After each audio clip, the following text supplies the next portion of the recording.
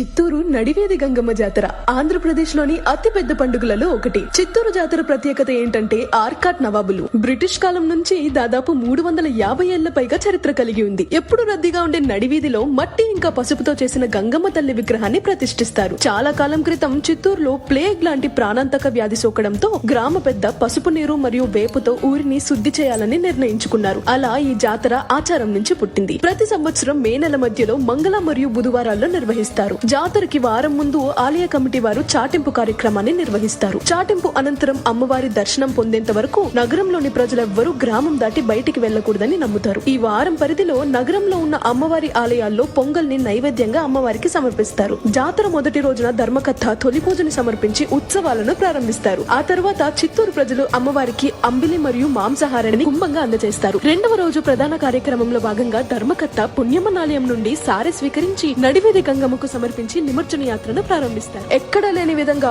ఓం శక్తి భక్త యాత్ర అంగరంగ వైభవంగా కనుల విందుగా జరుగుతుంది. ఈ జాతరను చూడటానికి చుట్టుపక్కల ప్రాంతాల నుండి లక్షలాది మంది తరలి వస్తారు. చివరిగా గంగమ్మ తల్లిని నగర సమీపంలోని కట్టమంచి చెరువులో నిమజ్జనం చేస్తారు.